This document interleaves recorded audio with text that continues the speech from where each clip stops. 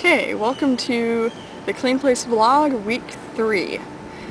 I didn't have any places that I could go that are public because most of my family is gone, meaning the only driver around is my dad, and he's at work, so that kind of can't do that. But picked my magnolia tree, which I like to climb. It's probably one of my favorite places in my house yard area.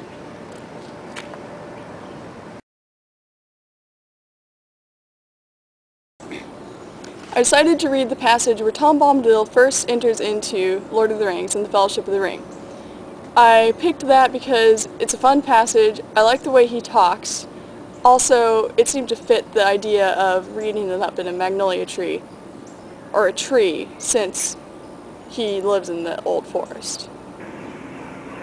There was another burst of song, and then suddenly, hopping and dancing along the path, there appeared above the reeds an old battered hat with a tall crown and long blue feather stuck in the band.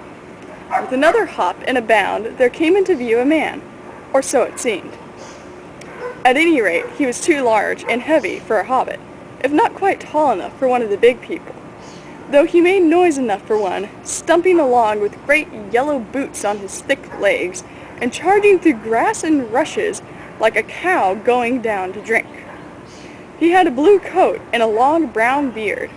His eyes were blue and bright, and his face was red as a ripe apple, but creased into 100 wrinkles of laughter. In his hands he carried on a large leaf as on a tray, a small pile of white water lilies. "Help!" cried Frodo and Sam, running towards him with their hands stretched out. "Whoa, whoa, steady there!" cried the old man, holding up one hand, and they stopped short, as if they had been struck stiff. "Now, my little fellows, where be you a-going to, puffin' like a bellows?" "What's the matter here, then? Do you know who I am? I'm Tom Bombadil. Tell me what's your trouble. Tom's in a hurry now. Don't you crush my lilies." "My friends are caught in the willow tree," cried Frodo breathlessly. "Master Merry's being squeezed in a crack," cried Sam. "What?" shouted Tom Bombadil, leaping up in the air. "Old Man Willow, not worse than that, eh? That can soon be mended. I know the tune for him. Old Grey Willow Man, I'll freeze a marrow cold if he don't behave himself. I'll sing his roots off. I'll sing a wind up and blow leaf and branch away, Old Man Willow." Setting down his lilies carefully on the grass, he ran to the tree. There he saw Merry's feet, still sticking out. The rest had already been drawn further inside. Tom put his mouth to the crack and began singing into it in a low voice.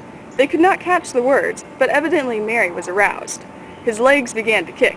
Tom sprang away, and breaking off a hanging branch, smote the side of the willow with it.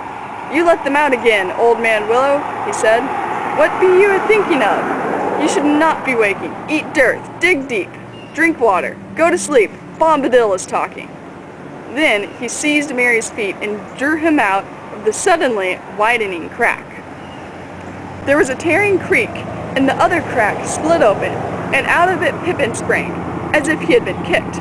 Then, with a loud snap, both cracks closed fast again. A shudder ran through the tree from root to tip, and complete silence fell.